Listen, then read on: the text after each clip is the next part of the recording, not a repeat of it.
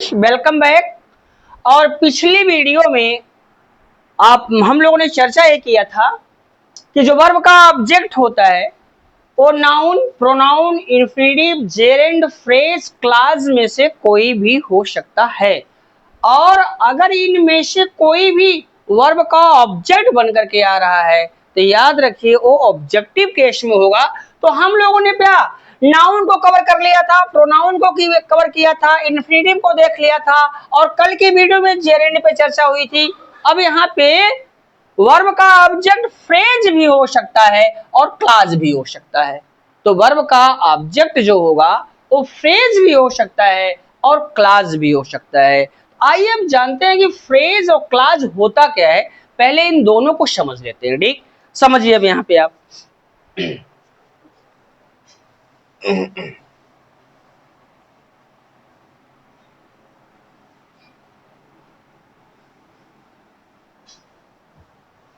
अब देखिए यहाँ पे फ्रेज,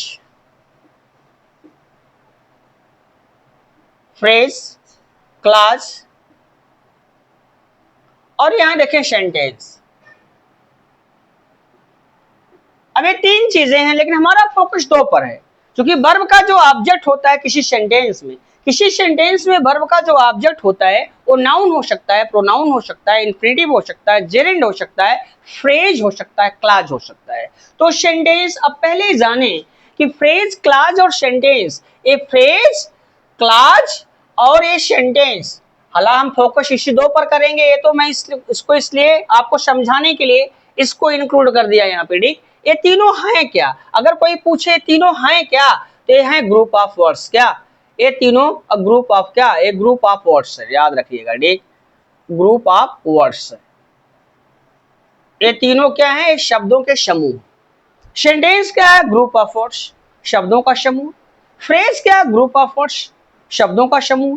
क्लॉज क्या है? ग्रुप ऑफ वर्ड्स, शब्दों का समूह। लेकिन अब फ्रेज शब्दों का कैसा समूह है, क्लॉज शब्दों का कैसा समूह है और सेंटेंस शब्दों का कैसा समूह है, इन तीनों में अंतर क्या है? ठीक, अब एक एक करके जान लेते हैं। फ्रेज क्या होता है? फ्रेज जो है कितने प्रकार का होता है, फ्रेज के कितने फॉर्म्स होते हैं और फ्रेज के कितने काइंड्स होते हैं, ये सारे चीज हम फ्रेज में सीखेंगे। अब यहां देखें क्लॉज, इसमें सीखेंगे क्लॉज क्या होता है, क्लॉज किसे कहते हैं, क्लॉज के कितने प्रकार होते हैं, इत्यादि चीजें हम क्लॉज में सीखेंगे। सेंटेंस हम आपको अलग से पढ़ाएंगे। सेंटेंस के यहाँ पर फोकस नहीं होगा लेकिन बस इतना समझें का ग्रुप ऑफ वर्ड्स होता है। ठीक, आइए फ्रेज को स्टार्ट करते हैं। फ्रेज क्या होता है?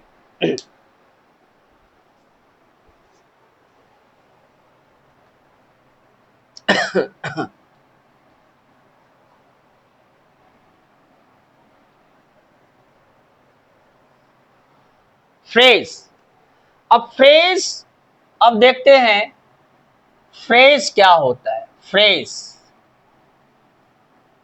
फ्रेज का मतलब होता है वाक्यांश। वाक्यांश, इसका हिंदी होता है वाक्यांश। अब होता क्या है? वाक्यांश से आपने समझ लिया होगा। ठीक, वाक्य का अंश, जो वाक्य का एक हिस्सा हो, जो वाक्य का एक भाग हो, उसे हम फ्रेज कहते हैं। अब फिर समझिए, कोई बोले फ्रेज क्या है, आप बोलेंगे phrase is a part of sentence. Phrase जो होता है वो सेंटेंस का एक पार्ट होता है, हिस्सा होता है। अब यहां प्रश्न बनता है एक कैसा हिस्सा होता है? तो फिर क्लॉज क्या है? Clause is also part of sentence. Clause भी सेंटेंस का एक हिस्सा होता है। तो फ्रेज भी सेंटेंस का एक हिस्सा होता है और क्लॉज भी सेंटेंस का एक हिस्सा होता है। फिर फ्रेज और क्लॉज दोनों में डिफरेंस क्या है? तो समझिए इसे।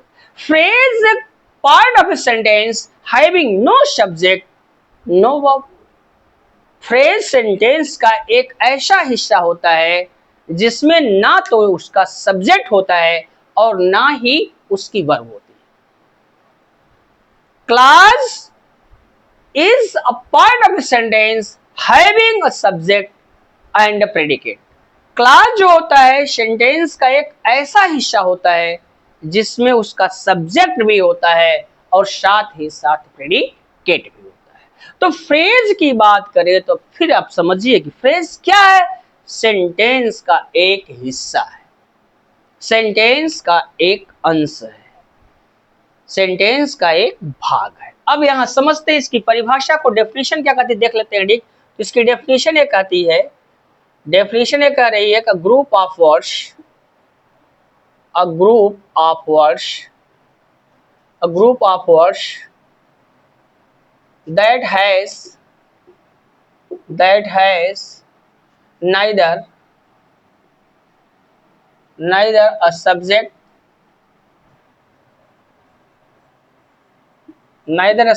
nor a verb,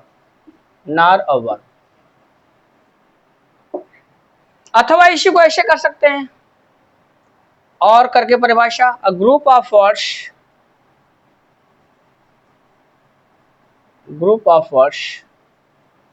which does not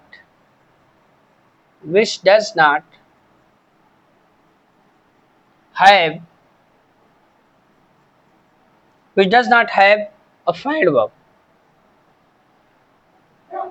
a group of words which does not have a find verb।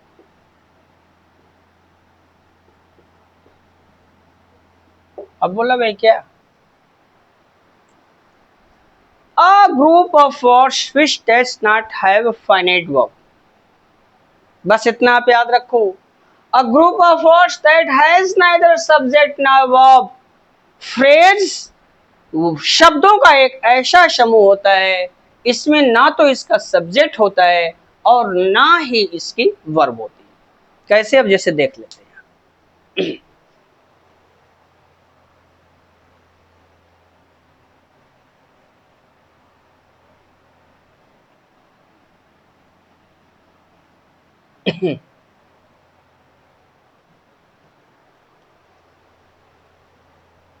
जैसे द सन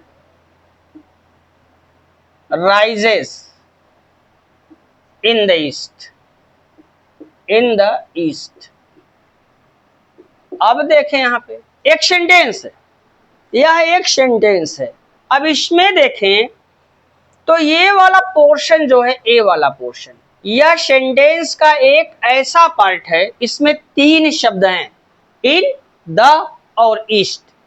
ये सेंटेंस का एक ऐसा हिस्सा है जिसमें ना तो इसका सब्जेक्ट है और ना ही इसकी वर्ब है, इसलिए इसको हम नाम क्या देंगे? फ्रेज का, वाक्यांश है। एक और सेंटेंस देखते हैं।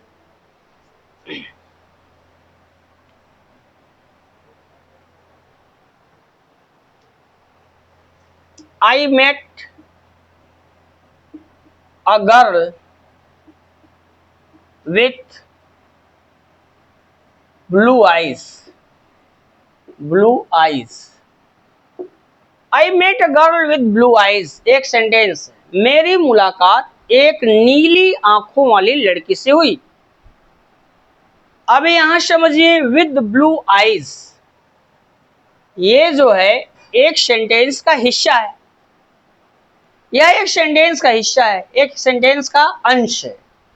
इस सेंटेंस का यह एक पार्ट है, लेकिन एक ऐसा पार्ट है जिसके पास ना तो उसका सब्जेक्ट है और ना ही उसकी वर्ब है, इसलिए इसको नाम क्या देंगे? फ्रेज का। ठीक, एक और सेंटेंस देखते हैं।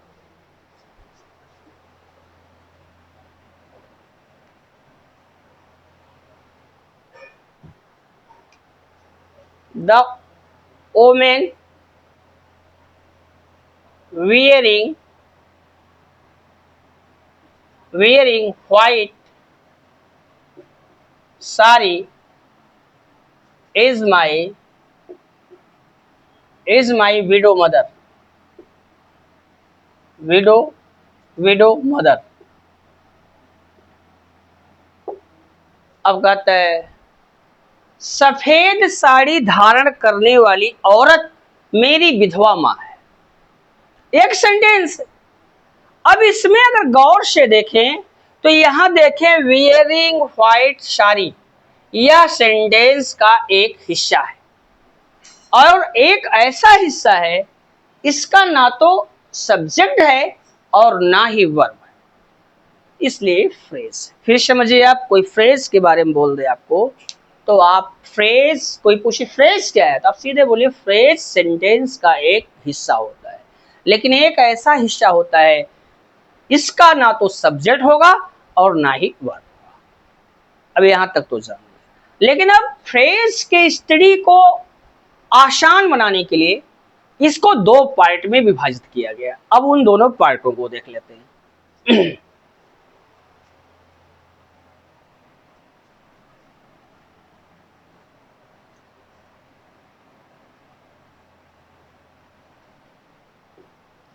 जो फ्रेज होता है ना, वो दो पार्ट में डिवाइड हो जाता है। एक होता है forms of phrase, forms of phrase माने फॉर्म्स ऑफ फ्रेज। अब समझिए, होता फॉर्म्स ऑफ फ्रेज और दूसरा होता kinds of phrase. Kinds of phrase,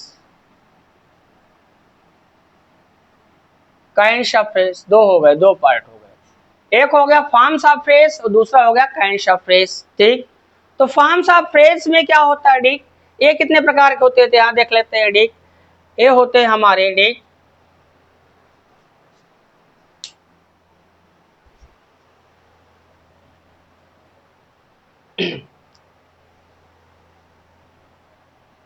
पहला होता है जो होता है पार्टिसिपल फ्रेज, पार्टिसिपियल फ्रेज, पार्टिसिपियल फ्रेज, ये पहला हमारा participle phrase. A forms of phrase में आएंगे पार्टिसिपल फ्रेज, और दूसरा हमारा जो है वो है वर्बल फ्रेज, वर्बल फ्रेज, और फिर तीसरा हमारा है absolute phrase, absolute phrase, absolute phrase, और फिर जो चौथा है हमारा वो है कंजंक्शनल फ्रेज, कंजंक्शनल फ्रेज। ये हमारा है कंजंक्शनल फ्रेज। तो ये हमारा था पहला पार्टिसिपल फ्रेज, दूसरा हमारा है वर्बल फ्रेज, और तीसरा हमारा है एब्सोल्यूट फ्रेज, और चौथा हमारा है जो कंजंक्शनल फ्रेज। तो अब आप समझो यहाँ पे ये forms of phrase, participle phrase, verbal phrase, absolute phrase, conjunctional phrase, ये हम आपको यहाँ इंट्रोड्यूस करवा रहे हैं। आगे हम जब पढ़ाएंगे क्लास को तो वहां पर फ्रेज और क्लास का पूरा डिटेल आपको समझाया जाएगा। बस आप इतना समझो, पार्टिसिपल फ्रेज, ये फॉर्म्स ऑफ फ्रेज कितने हो गए, चार हो गए। और काइंड्स ऑफ फ्रेज की बात करें तो जब फ्रेज के काइंड्स की बात की जाएगी, ये होते हैं तीन प्रकार के। There are three kinds of phrase. ठीक, अब देख लेते हो कौन कौन है। तो पहला जो है हमारा वो है नाउन फ्रेज, नाउन फ्रेज, और दूसरा जो है हमारा ए नाउन फ्रेज, दूसरा है adjective phrase, adjective phrase, adjective phrase, और जो तीसरा हमारा है वो है एडवर्ब फ्रेज,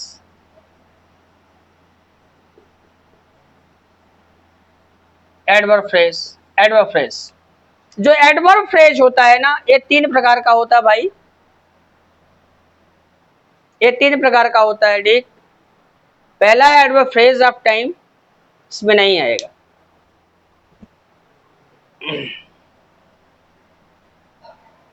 यहां देख लेते हैं, ये तीन प्रकार का होता है। ठीक, पहले नंबर पे है adverb phrase of time, adverb phrase of time, phrase of time. दूसरा है adverb phrase of place, adverb phrase of place, और तीसरा जो है हमारा है adverb phrase of adverb phrase of manner. Manner, अब ये देख लेते हैं। ये तो पूरा हमारा क्या फ्रेज का पूरा स्ट्रक्चर था, ठीक। अब देख लेते हैं, फ्रेज की बात की गई तो फ्रेज में फ्रेज का पूरा डायग्राम आपके सामने है, ठीक। अब देखें यहां तो पहला हमारा नाउन फ्रेज काइंश में, दूसरा है एडजेक्टिव फ्रेज, और तीसरा हमारा जो है वो है एडवर्ब फ्रेज। ये हमारा तीसरा एडवर्ब फ्रेज। और इसके होते हैं कितने, 3 प्रकार। Adverb phrase of time, adverb phrase of place, adverb phrase of minor. फिर यहां आप समझो, हम आपको पढ़ा रहे हैं फ्रेज। फ्रेज क्या होता है? Phrase group of words having no subject, no finite verb. Phrase sentence का एक ऐसा पार्ट होता है, या फ्रेज शब्दों का एक ऐसा समूह होता है जिसमें ना तो उसका सब्जेक्ट होता है और ना ही उसकी फाइनाइट वर्ब होती है, ठीक। ये बात याद रखो। अब फॉर्म्स ऑफ फ्रेज और काइंड्स ऑफ फ्रेज। काइंड्स तो इसके 3 होते हैं। नाउन फ्रेज, ये नाउन का फंक्शन करेगा। अगर आपने नाउन को पढ़ा है तो नाउन जितने प्रकार से यूज होता है, नाउन फ्रेज उतनी प्रकार से सेंटेंस में यूज होगा। Subject of a verb subject बन करके आएगा, object of a verb object बन करके आएगा, कॉम्प्लीमेंट ऑफ ए कॉम्प्लीमेंट बन करके आएगा, गवर्न बाय ए प्रीपोजिशन किसी प्रीपोजिशन से गवर्न होगा, और case in opposition with a noun और प्रोनाउन किसी नाउन अथवा प्रोनाउन के साथ अपोजिशन के रूप में आएगा। दूसरा है एडजेक्टिव फ्रेज। जिस तरह से एडजेक्टिव क्वालिफाई करता है वैसे ही क्या एक शब्दों का समूह होगा जो किसी नाउन अथवा प्रोनाउन को एडजेक्टिव की भांति क्वालिफाई करेगा। तीसरा है adverb phrase. Adverb phrase function क्या करेगा? एडवर्ब का करेगा, ठीक। अब ये 3 प्रकार का होता है। अगर ये टाइम को शो करता है तो उसको बोलेंगे adverb phrase of time, when लगाकर मिलता है। कब कब लगा के प्रश्न करेंगे तो उत्तर में मिलने वाला group of words adverb phrase of time होगा। एडवर्ब फ्रेज ऑफ प्लेस, ये प्लेस को शो करता है। कहां लगा के प्रश्न करने पर, कहां लगा के प्रश्न करेंगे तो ये आपको मिलेगा। जैसे कहां लगा कर आप प्रश्न करते हैं और उत्तर में जो ग्रुप ऑफ वर्ड शब्द समूह आपको मिलेगा वो एडवर्ब फ्रेज ऑफ प्लेस होगा। तीसरा एडवर्ब फ्रेज ऑफ मैनर, ठीक। ये मैनर को बताता है, ढंग तरीके को बताता है। हाउ या इन व्हाट मैनर, कैसे या किसके लगा कर प्रश्न करेंगे, कैसे या किसको लगा कर अगर आप प्रश्न करते हैं उत्तर में मिलने वाला ग्रुप ऑफ वर्ड शब्दों का समूह एडवर्ब फ्रेज ऑफ मैनर होता है, ठीक। यहाँ पर फॉर्म्स ऑफ फ्रेज की बात करें तो पार्टिसिपल फ्रेज होता है, वर्बल फ्रेज होता है, एब्सोल्यूट फ्रेज होता है और कंजंक्शनल फ्रेज होता है। पार्टिसिपल फ्रेज क्या होता है? पार्टिसिपल 3 प्रकार के होते हैं, present participle, past participle, perfect participle. तो जब भी कोई sentence present participle, past participle, perfect participle से जुड़ता है, 2 या 2 से अधिक सेंटेंसेस जब present participle, past participle, perfect participle से जुड़ते हैं तो उस वाक्य में जो पार्टिसिपल वाला पोर्शन होता है उसको हम पार्टिसिपल फ्रेज कहते हैं। अगर वो प्रेजेंट पार्टिसिपल है तो उसको बोलेंगे प्रेजेंट पार्टिसिपल फ्रेज। अगर वो पास्ट पार्टिसिपल वाला का पोर्शन है उसको बोलेंगे पास्ट पार्टिसिपल फ्रेज। अगर वो परफेक्ट पार्टिसिपल वाला पोर्शन है उसको बोलेंगे perfect participle phrase. Verbal phrase क्या होता है? वर्बल फ्रेज वर्ब की तरह कार्य करता है, ठीक। जब 2 या 2 से अधिक शब्द मिल करके वर्ब की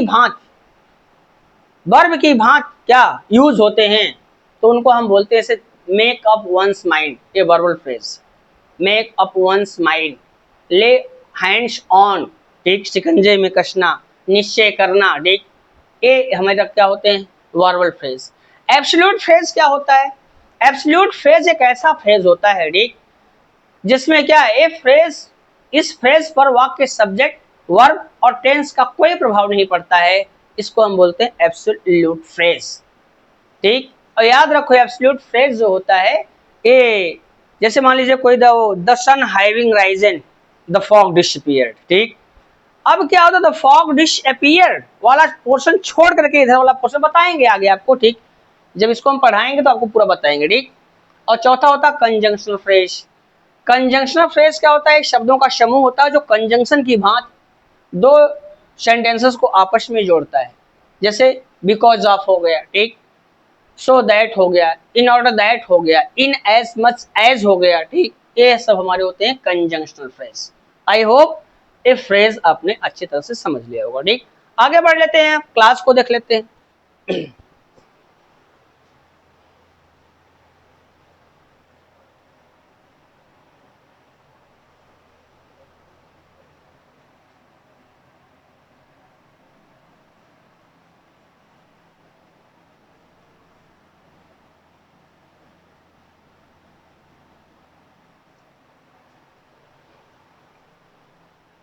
अब देखिए क्लास क्या होता है। क्लास, क्लास का मतलब होता है उपवाक्य। उपवाक्य बहुत ही इंपॉर्टेंट है। ठीक, देखो फ्रेज और क्लास का इंपॉर्टेंस तब ज्यादा बढ़ जाता है जब आप ट्रांसफॉर्मेशन पढ़ते हो। ट्रांसफॉर्मेशन में क्या होता है, जब आप सिंपल सेंटेंस को कॉम्प्लेक्स में ट्रांसफॉर्म करते हो तो सिंपल सेंटेंस का जो नाउन फ्रेज होता है वो कॉम्प्लेक्स सेंटेंस में नाउन क्लास में चेंज हो जाता है। जो एडजेक्टिव फ्रेज सिंपल सेंटेंस का एडजेक्टिव फ्रेज होता है वो कॉम्प्लेक्स सेंटेंस में एडजेक्टिव क्लास में एक्सपेंड हो जाता है, इनलार्ज हो जाता है। ठीक, और जो एडवर्ब फ्रेज होता है हमारे सिंपल सेंटेंस का वो कॉम्प्लेक्स सेंटेंस में एडवर्ब क्लास में इनलार्ज हो जाता है। ठीक, तो सिंपल सेंटेंस से कॉम्प्लेक्स और कॉम्प्लेक्स सेंटेंस से सिंपल सेंटेंस बनाने में, सिंपल से कंपाउंड, कंपाउंड से सिंपल सेंटेंस बनाने में इंपॉर्टेंट रोल फ्रेज और क्लास का हो जाता है। अगर आप फ्रेज और क्लास को अच्छी तरह से नहीं पढ़ते हैं तो आप ट्रांसफॉर्मेशन नहीं कर पाओगे। ठीक, नहीं समझ पाओगे। तो क्लास क्या है आइए जानते हैं। क्लास का हिंदी होता है उपवाक्य। ये क्या होता है, फ्रेज की तरह क्लास भी सेंटेंस का एक पार्ट होता है, हिस्सा होता है, लेकिन यह सेंटेंस का एक ऐसा पार्ट होता है कि इसमें सब्जेक्ट भी होगा और फाइनाइट वर्ब भी होगा। ठीक, या समझे प्रेडिकेट भी होगा। तो फिर समझिए क्लास सेंटेंस का एक पार्ट होता है जिसका अपना सब्जेक्ट और प्रेडिकेट होता है। ठीक, इसकी डेफिनेशन जान लेते हैं। डेफिनेशन क्या कहती है, डेफिनेशन कहती है group of words, a group of words, a group of words that has a subject and a verb is called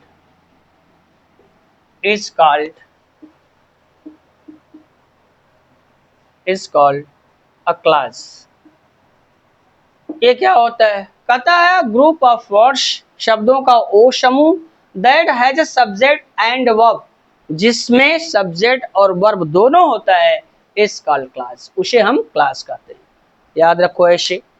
कोई बोले क्लास क्या है, तो क्लास सेंटेंस का एक पार्ट होता है, ऐसा पार्ट होता है जिसमें सब्जेक्ट भी होगा और वर्ब भी होगा। कैसे, जैसे देखते हैं।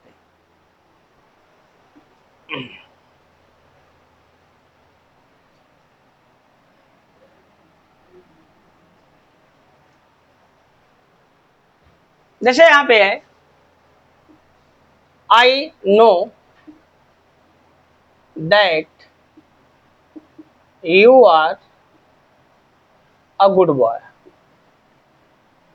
आई know that you are a good boy. अब देखें यह एक सेंटेंस है, यह एक सेंटेंस है, और that you are a good boy नामक फ्रेज यह एक पार्ट है।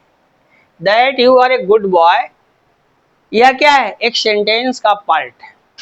अब ये पार्ट है तो ये क्लास है कि फ्रेज है, कैसे जानेंगे, तो याद रखना क्लास में उसका सब्जेक्ट भी होगा, उसका वर्ब भी होगा। फ्रेज में ना तो सब्जेक्ट होगा ना वर्ब होगा। इसका सब्जेक्ट किधर है, यू, यू इसका सब्जेक्ट है, और आर ए गुड बॉय। ठीक, आर ए गुड बॉय ये क्या है, प्रेडिकेट है, प्रेडिकेट है, इसलिए क्या हो गया हमारा, ये हमारा हो गया क्लास हो गया। ठीक, अब कहोगे गुरुजी दैट क्या है, तो दैट कनेक्टर है, दैट कनेक्टिंग वर्ड है, कंजंक्शन है। ये प्रिंसिपल क्लास को सबऑर्डिनेट क्लास से जोड़ने का काम करता है। ये सबऑर्डिनेटिंग कंजंक्शन है, ये इस वाली क्लास को, सबऑर्डिनेट क्लास को प्रिंसिपल क्लास आई नो से कनेक्ट कर रहा है। ठीक, एक और सेंटेंस देखते हैं।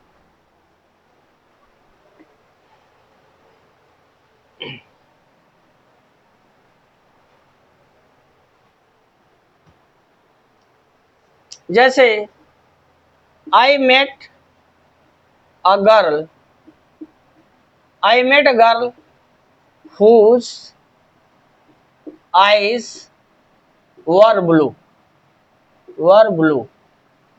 I met a girl whose eyes were blue. मेरी मुलाकात एक ऐसी लड़की से हुई जिसकी आंखें नीली थी। अब इसमें देख लेते हैं।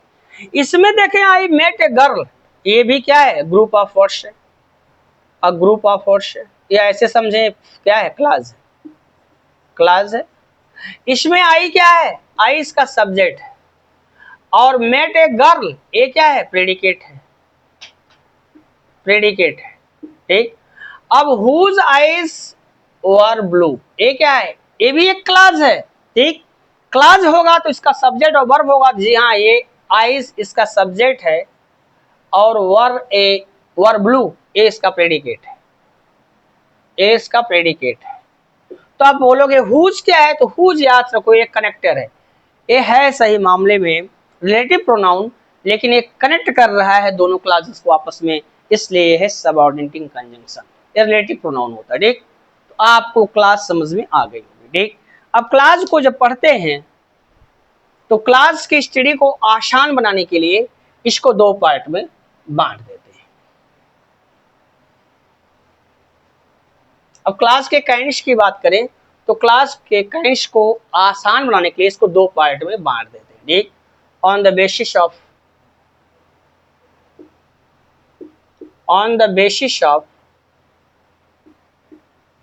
Modern grammar, modern grammar, modern grammar के आधार पर क्लास कितने होते हैं, और on the basis of traditional grammar, on the basis of traditional grammar.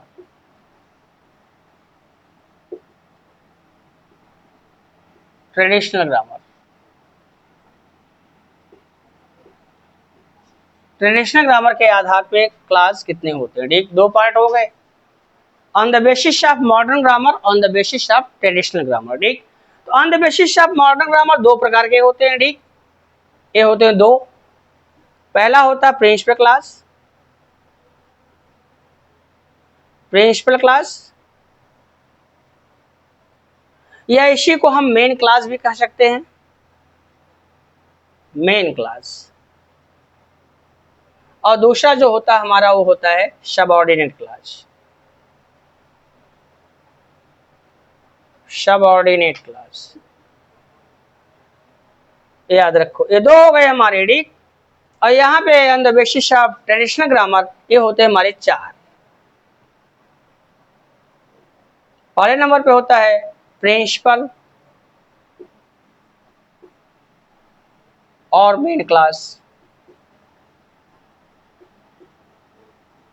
जिसको बोलते हैं प्रधान उपवाक्य, ठीक। दूसरा होता है कोऑर्डिनेट, कोऑर्डिनेट और इंडिपेंडेंट क्लास, इंडिपेंडेंट क्लास,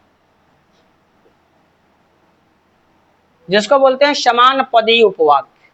और तीसरा होता है हमारा सबऑर्डिनेट क्लास, सबऑर्डिनेट क्लास, यार इसी को या और डिपेंडेंट क्लास, डिपेंडेंट क्लास। और जो चौथा होता है वो होता है parenthetical class, parenthetical class, parenthetical class, ठीक। अब आप यहां समझो, क्लास आपने जान लिया, क्लास के स्टडी को आसान बनाने के लिए दो पार्ट में तोड़ दिया गया। मॉडर्न ग्रामर में क्लास की संख्या दो है, प्रिंसिपल और मेन क्लास, और दूसरा है सबऑर्डिनेट क्लास। और हम ट्रेडिशनल ग्रामर की बात करें, ट्रेडिशनल ग्रामर के आधार पे जो क्लास होते हैं वो चार होते हैं, प्रिंसिपल और मेन क्लास, दूसरा है कोऑर्डिनेट और इंडिपेंडेंट क्लास, तीसरा है सबऑर्डिनेट और डिपेंडेंट क्लास, और चौथा है पैरेंथेटिकल क्लास। लेकिन अब आपको यहाँ ये जानना है कि क्लास और फ्रेज ऑब्जेक्ट जब बनकर आएंगे तो ये ऑब्जेक्टिव केस में होते हैं, कैसे, जैसे उसको देख लेते हैं।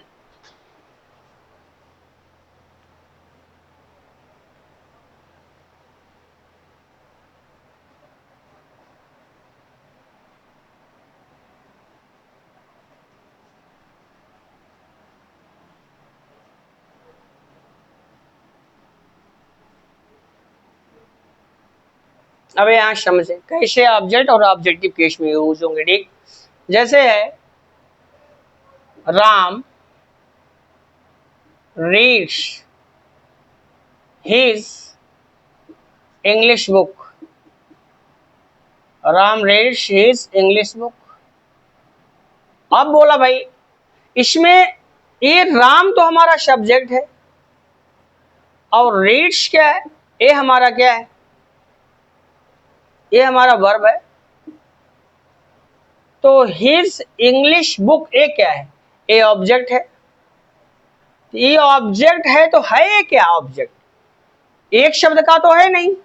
अब ये हिज इंग्लिश बुक एक शब्दों का समूह है जिसके पास ना तो सब्जेक्ट है ना ही वर्ब है। तो ये ऑब्जेक्ट है तो क्या है, फ्रेज है। फ्रेज है किस केस में है, तो ये जो रीड्स का ये ऑब्जेक्ट बन के आ रहा है, ये रीड्स वर्ब का ऑब्जेक्ट ऑब्जेक्टिव केस में, ऑब्जेक्टिव केस। एक और सेंटेंस देखते हैं।